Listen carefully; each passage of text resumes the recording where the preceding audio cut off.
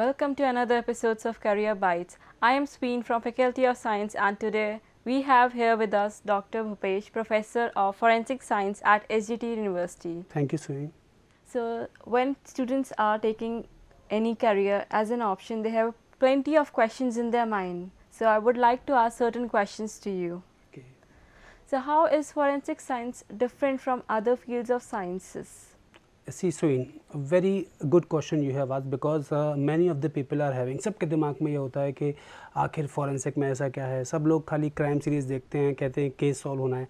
देखिए, forensic science is the field where all the scientific disciplines are applicable.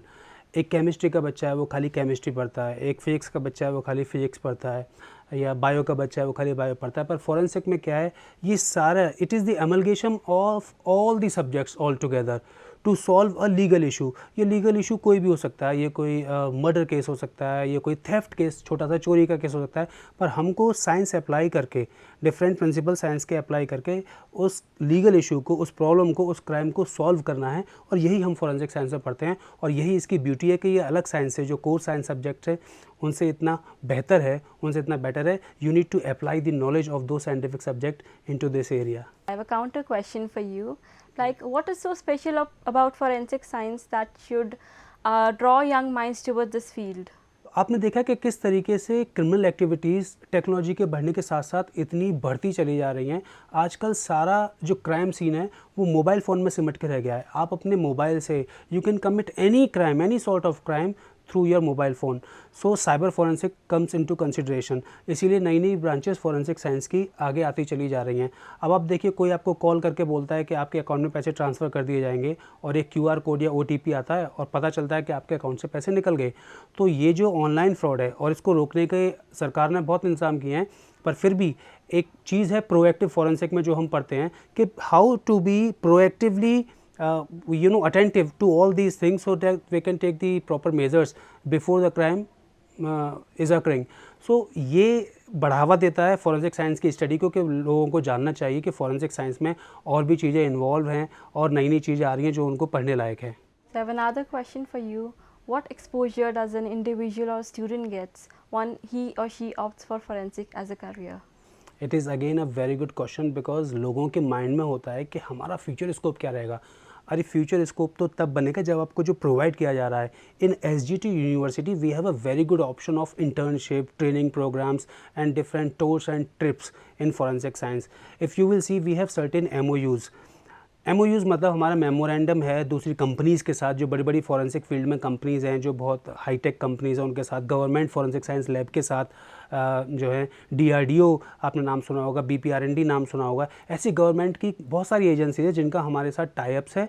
और हम अपने बच्चों को ट्रेनिंग पर, इंटर्नशिप पर वहाँ पर भेजते हैं, जहाँ पे बच्चे वाकई में जो क्राइम सीन है, जो एक्चुअल क्राइम सीन है, पुलिस के साथ या फॉरेंसिक टीम के साथ जाके देखते हैं कि एक्चुअली क्राइम सीन पर फिजिकल एविडेंस को कैसे कलेक्ट किया जाता है, या किस तरीके से उनको पैक किया जाता है या आगे फॉरवर्ड किया जाता है.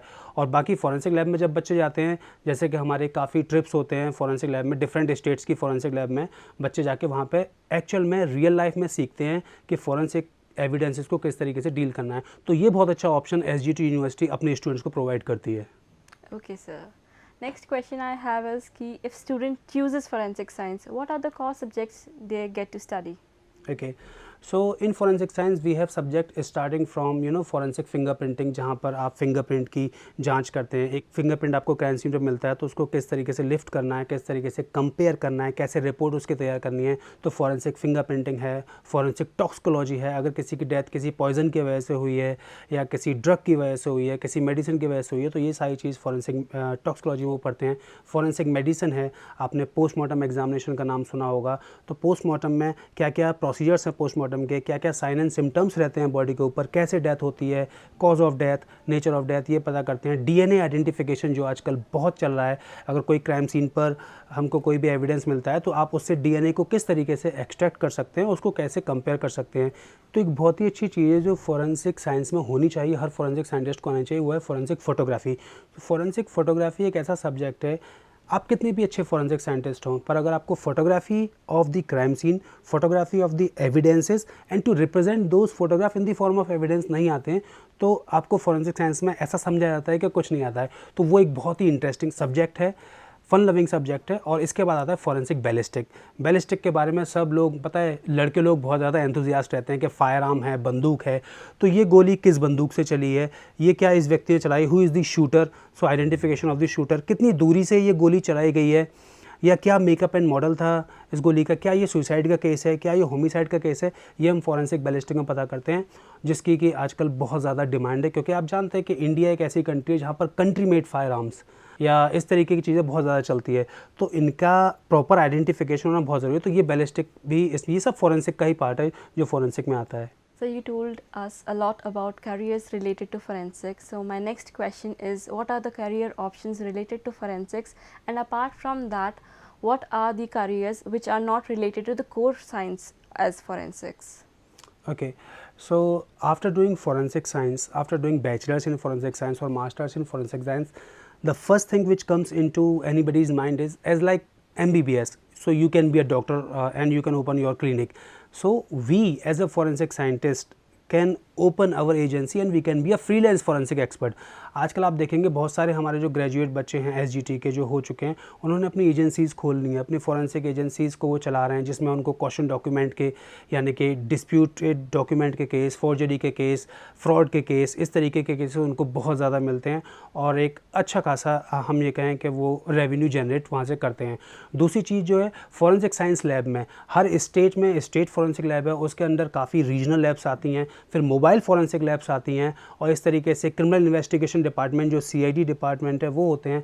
इसके बाद हम central bureau of investigation CBI में अगर जाएं, CBI की सेंट्रल फॉरेंसिक लैब है वो है, बाकी 4 और फॉरेंसिक लैब हैं, सेंट्रल फॉरेंसिक लैब। तो इन सब में इतने सारे ऑप्शन है कि after bachelors you can join as scientific assistant. Scientific assistant के बाद अगर आपके पास मास्टर्स है you can join as a junior scientific officer, senior scientific officer and so on. आप फिर अगर रिसर्चर बनना चाहते हैं तो you can go for PhD, you can be a researcher, you can be a teacher, okay, you can work in banking and insurance sector. मैंने ना जाने कितनी बैंकों के लिए मैं I work as a freelance forensic expert as well. तो मेरे पास बहुत सारे केसेस आते रहते हैं गवर्नमेंट बैंक से, नॉन गवर्नमेंट बैंक से, फॉर्जरी के, फ्रॉड के, फेक चेक्स के, ये सारे केसेस। तो हम बैंकिंग एंड इंश्योरेंस सेक्टर में भी हमारा बहुत अच्छा कैरियर है। इसके बाद जो आता है साइबर फॉरेंसिक, मैंने आपको बताया बूमिंग कैरियर है, बूमिंग एरिया है। तो साइबर फॉरेंसिक के बहुत ज़्यादा केसेस आ रहे हैं और डिमांड बहुत ज़्यादा बढ़ रही है साइबर फॉरेंसिक एक्सपर्ट की। तो ये और आगे बढ़ने वाली है क्योंकि everything is going to be digitalized. जो हम इंडिया में देखते हैं, हमारी सरकार ने जो डिजिटलाइजेशन किया है तो उसके चलते ही ये क्राइम भी डिजिटली होने लग गया है। तो साइबर फॉरेंसिक की काफ़ी अच्छी डिमांड है।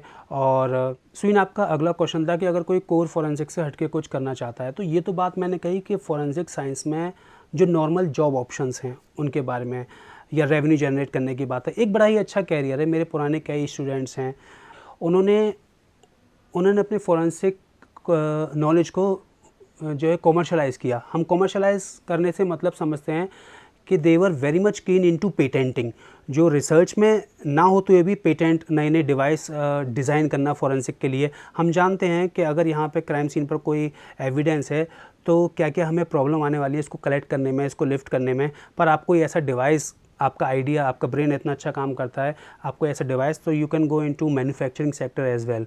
जो जितनी भी इंडस्ट्रीज़ हैं जो फॉरेंसिक के इक्विपमेंट बनाती हैं, तो आप उनमें भी काम कर सकते हो। मेरे बहुत सारे स्टूडेंट्स हैं पुराने जो उनमें काम कर रहे हैं। तो ये एक बहुत अच्छा कैरियर ऑप्शन है जो बहुत सारे स्टूडेंट नहीं जानते हैं। आपने अच्छा कि ये क्वेश्चन पूछा, बहुत सारे स्टूडेंट को ये नहीं पता रहता है। You can work with those companies और वर्ल्ड की टॉप मोस्ट कंपनीज जैसे सर्ची है, सेट है, ये सारी कंपनीज़ हैं जो फॉरेंसिक के इक्विपमेंट ही डिज़ाइन करती हैं। तो आप इनमें एज ए इक्विपमेंट डिज़ाइनर, जिस तरीके से एक कार डिज़ाइनर होता है, ऑटोमोबाइल डिज़ाइनर होता है, इसे फॉरेंसिक इक्विपमेंट डिज़ाइनर भी होता है, जो कि जिसकी वैल्यू एक फॉरेंसिक साइंटिस्ट को ही पता रहती है, एक फॉरेंसिक एंथुजियास्ट को ही पता रहती है। तो ये एक बहुत अच्छा कैरियर फॉरेंसिक के बच्चों के लिए हो सकता है। This was very interesting to learn about other things rather than core forensic. And my last question for the day is, what are the career options and what is the relevance of forensic in India? Crime ने एक इतनी speed पकड़ ली है, आप कितना भी corruption को रोकिए, आप कितना भी रेप क्राइम को रोकिए, आप कितना भी बर्गलरी को, थेफ्ट को, रॉबरी को कितना भी रोकिए, पर आपको दिन ब दिन न्यूज़ में ऐसा सुनने को मिल जाता है कि ये क्राइम रेट बढ़ती चली जा रही है। ऐसा नहीं है कि हम क्राइम रेट घटाना नहीं चाहते, हम चाहते हैं कि इंडिया एक क्राइम फ्री कंट्री हो, पर हम एज ए फॉरेंसिक एक्सपर्ट क्योंकि हम क्राइम को पकड़ने वाले हैं, क्राइम को डिटेक्ट करने वाले हैं, तो हमारे लिए जॉब ऑप्शंस भी क्राइम से ही आते हैं। तो ये हमारे लिए एक अच्छी बात है, क्योंकि जैसे जैसे टेक्नोलॉजी और पॉपुलेशन बढ़ रही है, क्राइम रेट भी बढ़ रहा है, तो कैरियर ऑप्शंस और जॉब ऑप्शंस और बढ़ते चले जा रहे हैं। Because now government is planning to have a forensic expert in each and every police station. Even I have read this news somewhere which I need to confirm, क्योंकि हर एक police station में एक forensic expert रहेगा। At least police वालों को नहीं पता है कि किसी क्राइम सीन पर जाकर एविडेंस को कैसे डील करना है, तो फॉरेंसिक एक्सपर्ट साथ में रहेगा, तो वो जाके अच्छी तरह से बता पाएगा।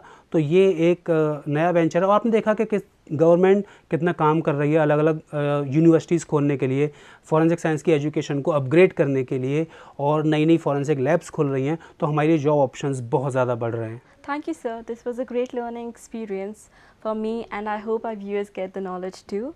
Thank you, sir. Thank you very much, Sween. Thanks.